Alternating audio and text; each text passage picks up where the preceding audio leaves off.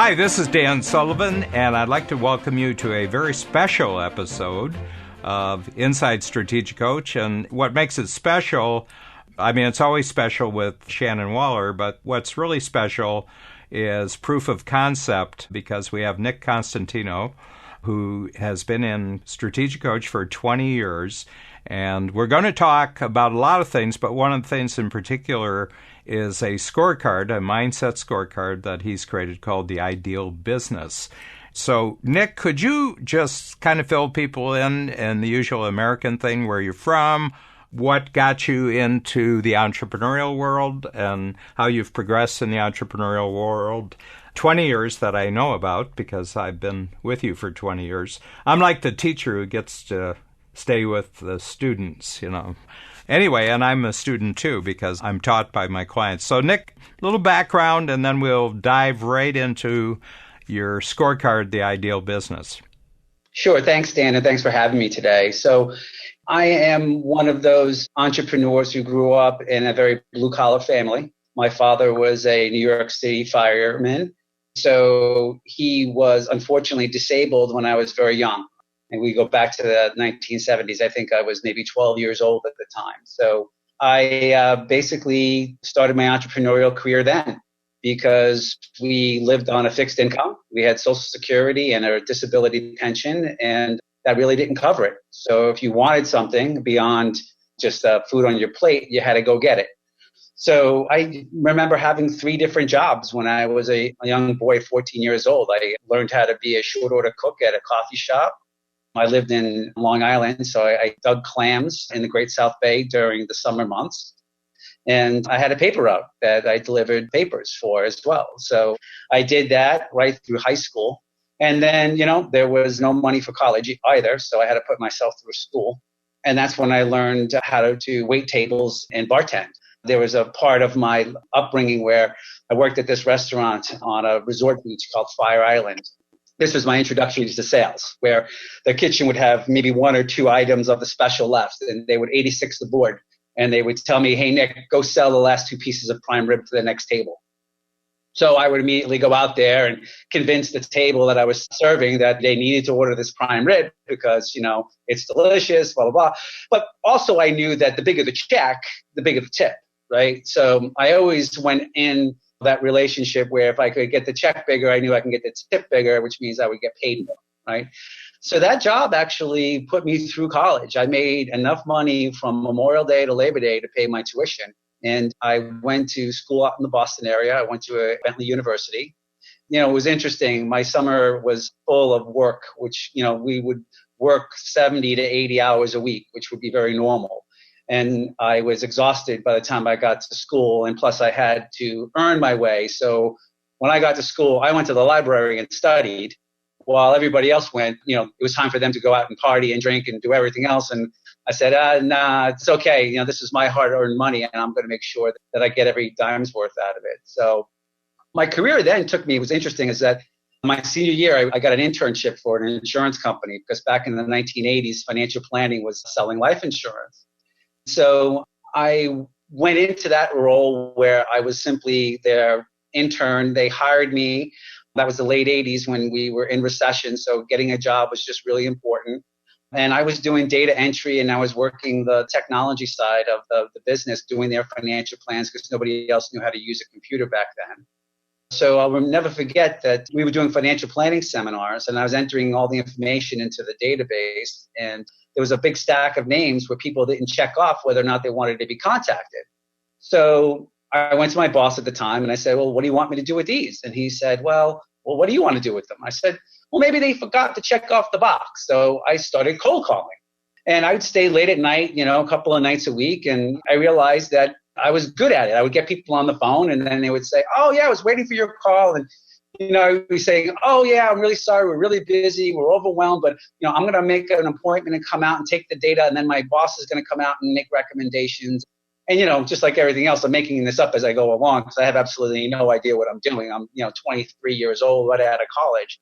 So again, while all of my friends were out at the bar scene after work, I had my second shift. I'd work till 5 o'clock. I would typically go to the gym, and then I would start cold calling at 6:30, and I'd work till 9:30 at night. And I did that 4 nights a week.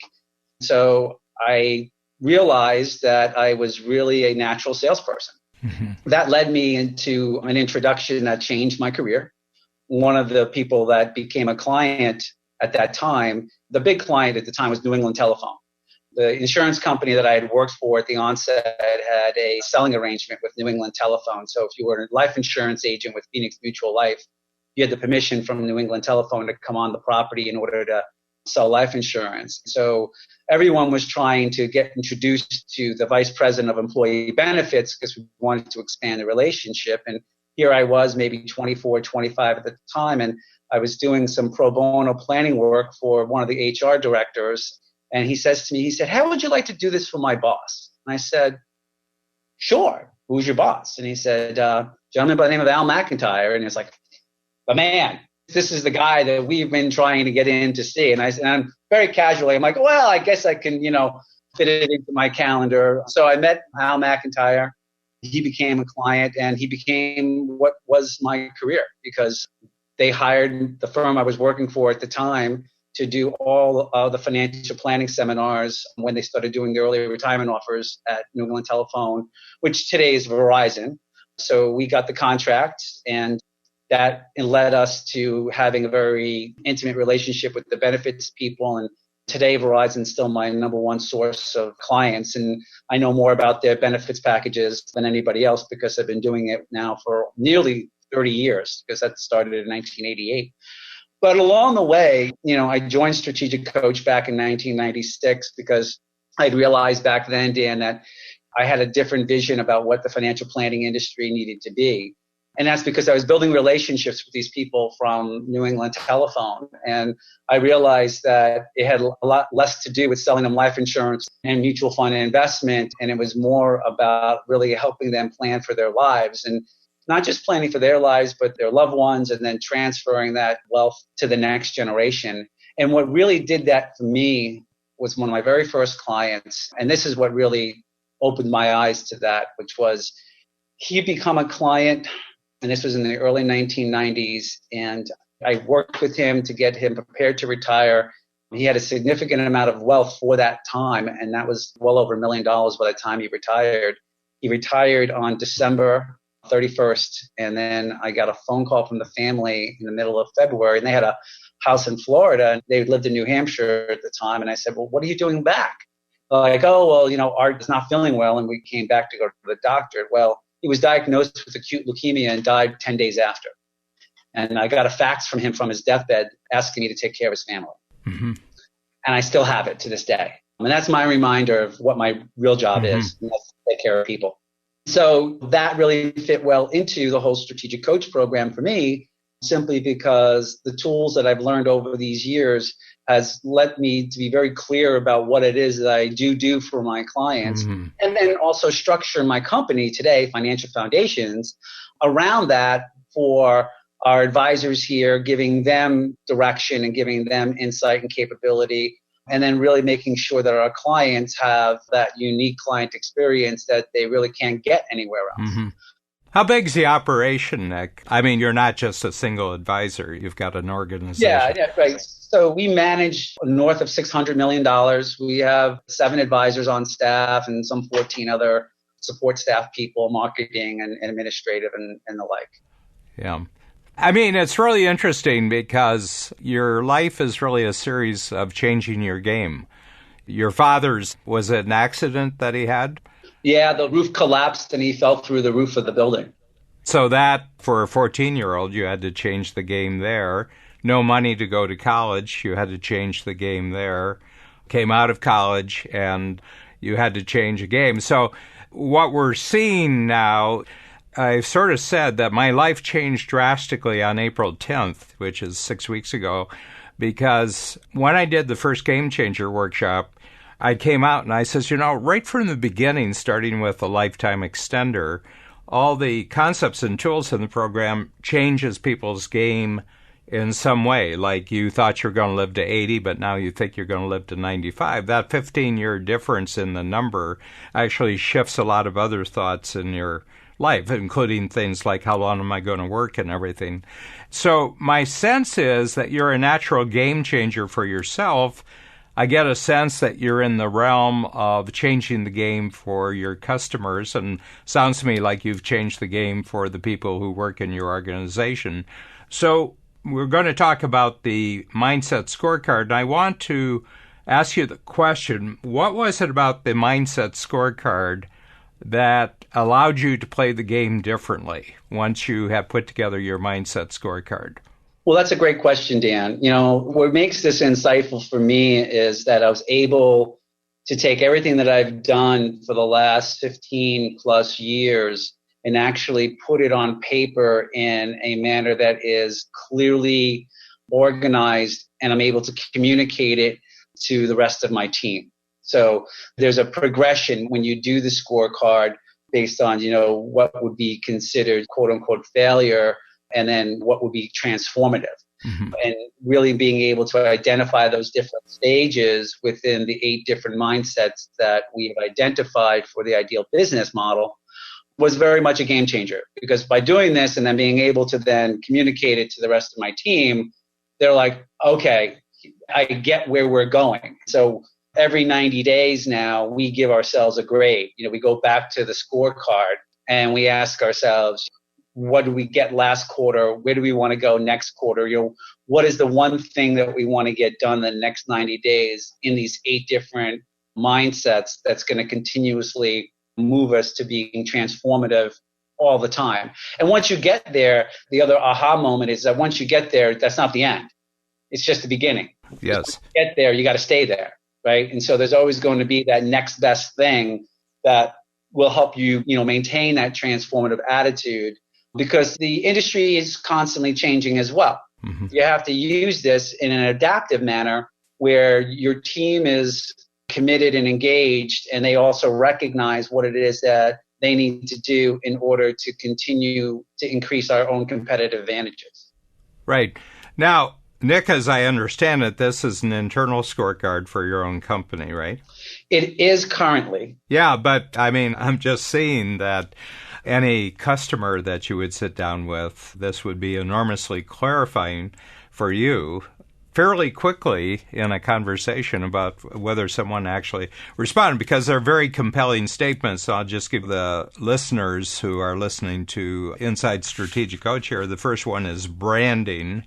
And there's 4 choices of statements here. You are not known within your community for who you are and what you do. That's a score of 1, 2, 3. We can end up with 10, 11, 12. 1, 2, 3 is not good. 4, 5, 6, your clients recognize what products you sell them, who you are, and what you represent, okay? That's 4, 5, and 6. Number 7, 8, and 9, you have an established brand in your community. People know who you are and what you do. And then the real zone, or the sweet spot, is 10, 11, 12. So that was 7, 8, and 9. And 10, 11, 12, you are known for a unique client experience that can only be achievable through your brand. Okay, so this is very interesting. So what I'm guessing about this is a crystallization of your 30 years in the field.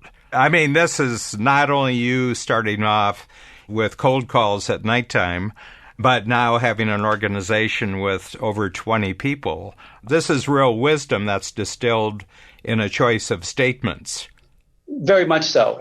This is also where my relationship with you and the coach program has been so important, because this is my unique process. So our unique process here at Financial Foundations is called the Personal Foundation Builder.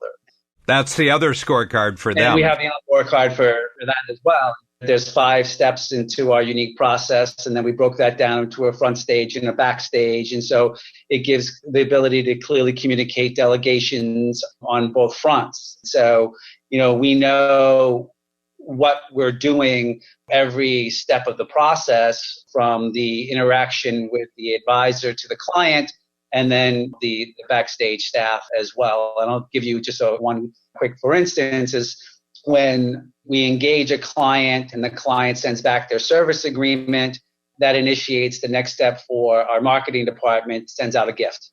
We have a series of different gifts. The advisor picks a welcome gift that we want to have sent to the client. So, that's part of that unique client experience. They're not really expecting that. They get it. And, depending upon what time of year, we have different variations, gift baskets full of fruit or nuts or whatever. And they become wildly appreciative.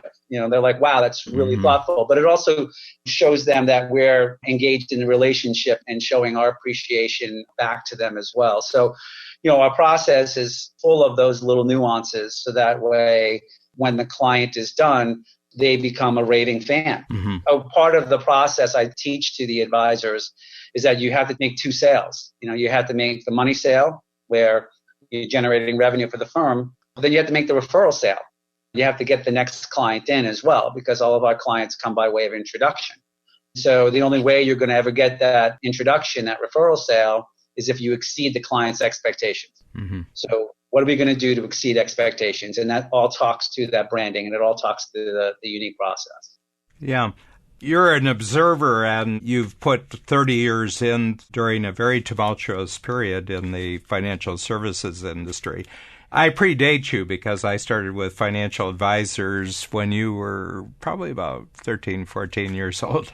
And in the 80s, I could see a tremendous shift coming because I was also dealing with people who were taking advantage of the personal computer, which I think is one of the two things from my standpoint changed the financial services business the most, especially the life insurance industry, was the personal computer, where an agent could now exhibit capabilities, first of all, databases, then the ability to compare products right across the industry, but also communication capabilities, which got greater and greater. That was the one. The other one was universal life. I think that universal life was a great breach in the walls because prior to universal life, the separate financial sectors had walls between them. There was the general insurance industry, there was the life insurance industry, there were the banks, there were the credit unions and everything else, and then there was, of course, the investment houses. And there were walls between. You stay on your side of the wall, we'll stay.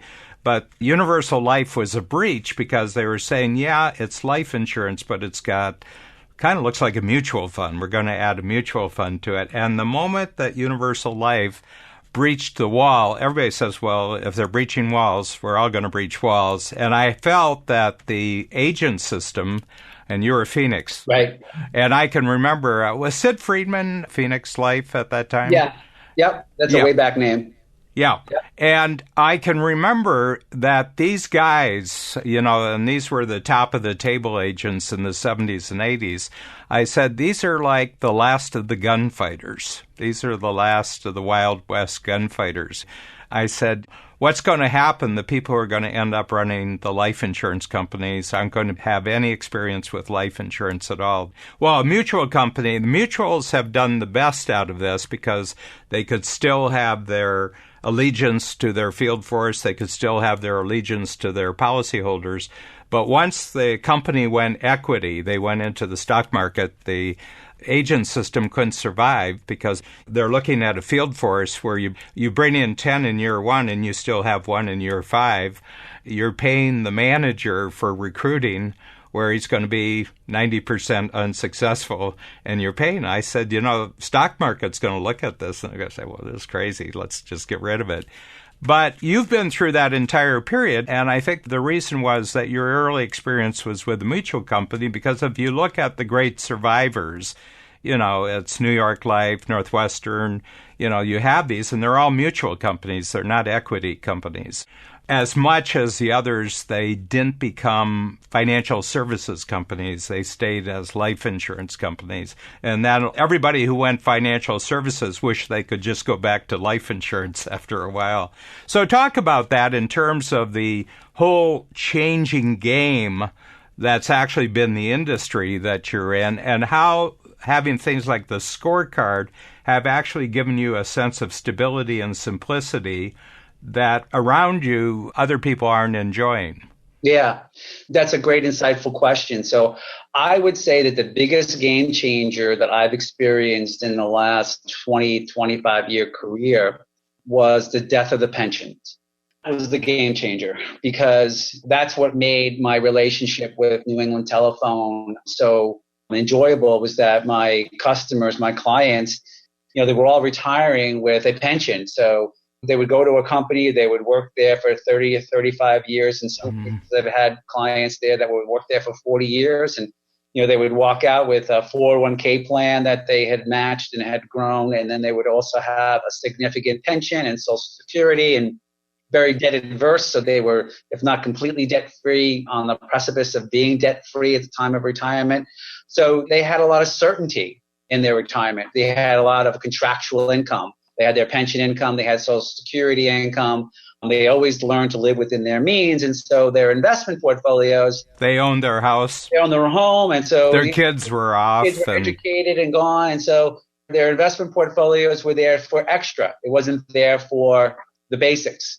And that all changed in the mid-1990s for the most part, where companies began recognizing that pension funds were unsustainable. So they shut down pension funds by distributing lump sums, which in the 90s I was a benefactor of, because people would have a large pension lump sum, their 401k plan. We would invest it, and they made far more money in their investment portfolio than they would have in their pension. And that worked very well right up until the dot-com bomb in 2000. And then once the market corrected in 2000, and then we experienced 9/11 in 2001, and then the ensuing corporate malfeasance scandals with Arthur Andersen and Enron, and all of a sudden, instead of getting double-digit returns, they were getting double-digit losses. And when you're taking out mid to high single-digit distribution from your portfolio, and your portfolio is now losing double digits a year, it doesn't take long for all of a sudden you to be in a lot of trouble, meaning that you're going to run out of money in retirement. So that changed my game. Yeah, and I'm just reflecting on your transformative column for branding and for engagement and for service. So this is tricky. I mean, you used to be on board a really solid river craft, and now you're on logs. So how are you maintaining your balance and maintaining the service and maintaining the commitment to the clients when all this stuff is happening, not only in the economy, but actually within the industry itself, where the companies are falling? Not only couldn't deliver the pension to their customers, they couldn't deliver pensions to their own employees. There were some very difficult times, and there were some very sleepless nights. But I went back to my experience with New England Telephone and recognized that contractual retirement income was paramount to the ultimate success of an individual. And so what was still available back in the early 2000s, mid-2000s, were independent annuity contracts. So what we did is that we took a lot of our pensioners and got them their own private annuity, anchoring their financial plan and saying, this is the money that is going to be there for you forever. You will never run out of money during retirement. And that served me incredibly well, because today, we have recovered, the market's recovered, everything has done well, and these annuity contracts had a living benefit associated to them. So they continue to experience all the gains in the market. They never gave any of those gains back, and their future income is based on that high watermark. So that's really what saved me, and we still do it today, meaning that there are really some good contracts out there from a product perspective that suits the bill for what we want to be in transformative as far as the client experience. When we take a value statement for our clients, financial security is embedded in the first few sentences. So when we talk about financial security, we talk about contractual retirement income that you will not outlive. And everybody says, yes, I want that. It kind of reminds me of one of your books, Dan. It's a self-managing company, right? And how many people want that? We all raised our hands, right? Like self-managing company. I don't know what it is, but sign me up for it. So contractual retirement income that I won't outlive, sign me up. That's important. So, Nick, in terms of your value creation, and I know you've been very constant about that because, you always tell good stories in the workshop when you come to the workshop about how you're going about developing your own company, but the value creation proposition in the marketplace. Would it be fair to say that you've actually taken advantage to a certain extent of the inability of large institutions to actually deliver the goods? And while that's a bad thing, it's also been a good thing for branding yourself and differentiating yourself in the marketplace because you can provide the certainty that used to come with the contract, but now it has to be a unique design that you're actually creating for them, which actually gives you the opportunity to reinforce that you're very different from the way that other people are approaching it. Yeah, and I think that the differentiating factor there too, Dan, is that we're also talking to the client about the next generation, because the one downfall about the old pension plans that we used back with New England Telephone is that when the client and the client's spouses died, the pension died with them. Our design is that it moves on to the next generation. So the multiplier that you get from the ability to not only capture full value for both husband and spouse, create contractual retirement income that you won't outlive, and pass on a significant wealth transfer to the next generation, well, that's the holy grail, so to speak. That's where the client recognizes that, and their level of appreciation just becomes so significant that they can't help themselves but to refer me to other customers and clients, and that's the referral sale. So we're very successful in achieving that. So here's an impression I get from our interview. There's actually two Nick Cosentinos, and one of them is this hard knocks, blue collar, work 70, 80 hours a week, whatever job's available, work, and then when you have some time, you actually study, you put yourself through college and everything else. And on the other hand, there's a very sophisticated, very strategic, what I would say, brand developer, unique process developer. So are you aware of the two Nicks that show up? And what does the one add to the other? In other words, what does the up from the streets Nick add to the, I would say, kind of lethal, actually. I'll use the word lethal, charming guy, but kind of a killer as far as, not that, but enormously caring. I mean, you're enormously caring and you want to really do well. I mean, that's coming through the message. You want to really do well for your customers. So are you aware of these two gears? I am today. It's interesting. My peers and friends see it more readily than I do, just because, I'm living it. So I don't necessarily see it as readily as my friends and peers do. It's interesting. I had an old high school friend. This is really, it's funny, Dan. I've been doing this, as I said, for nearly 30 years. And so now my high school friends who are successful in their own right and business owners, they're calling me up and they're like, hey, I need some financial planning advice. I'm like, oh, so you waited 30 years, right? I've known you my entire adult life and now you want my advice. They knew me way back when. And I think part of that hardworking blue collar is that I attribute it to like the circus, Dan, where I had to operate the trapeze without any net. I was it. There was no falling down. There was no failure because I did not have a backup plan. There was no backup plan. The backup plan didn't exist. So failure was not an option. So when you work under that mindset that failure is not an option, you work harder than everybody else because you have to. Yes. And that was always what I did. And that was always really part of my work ethic. And then not only did you have to work harder than everybody else, and you had to be smarter than everybody else. Yeah. So then that's where the sophistication level comes in. Yeah. I can put in more hours, but what I learned from the strategic coach was, well, okay, how do we create more value? How do we scale? How do I multiply?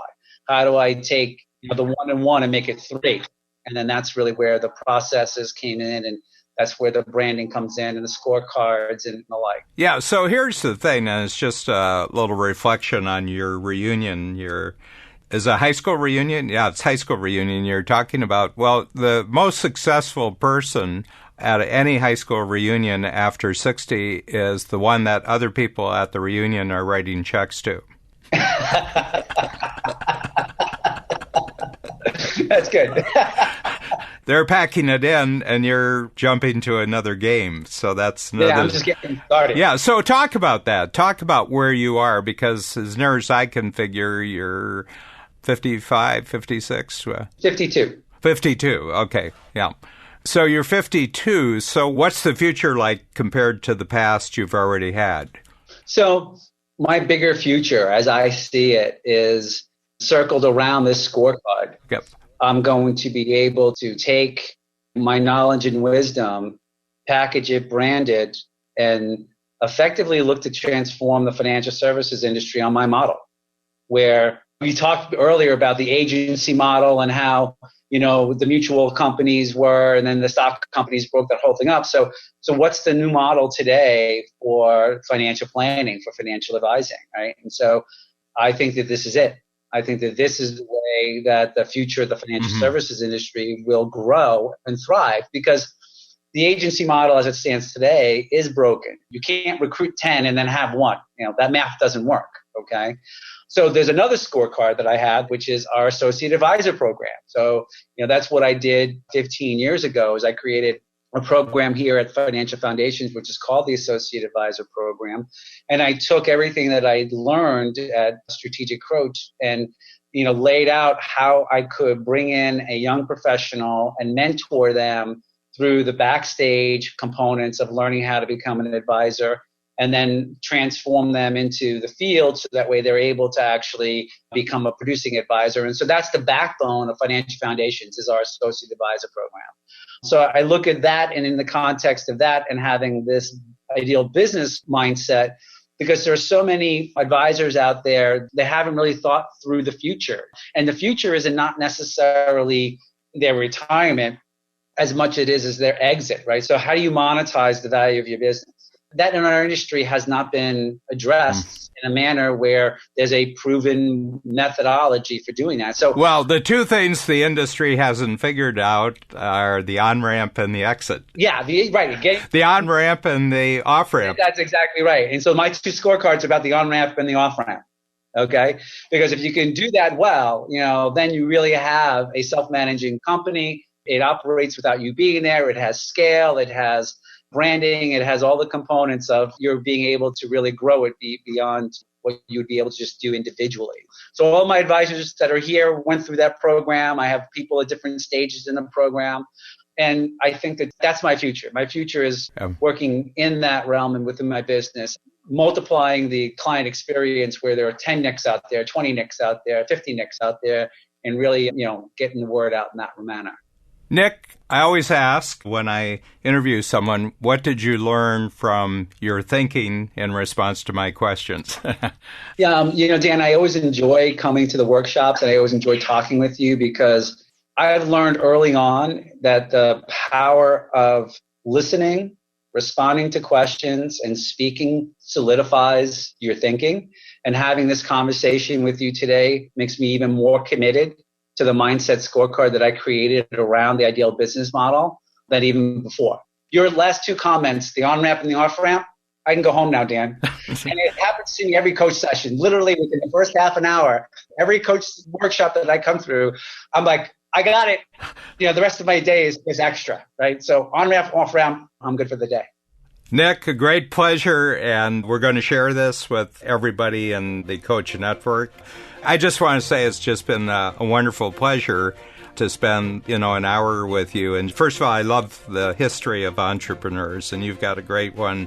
But we'll see you soon. It's a couple of weeks. Thank you very much for the opportunity today. I really enjoyed it. Thank you, Nick. Bye. Bye.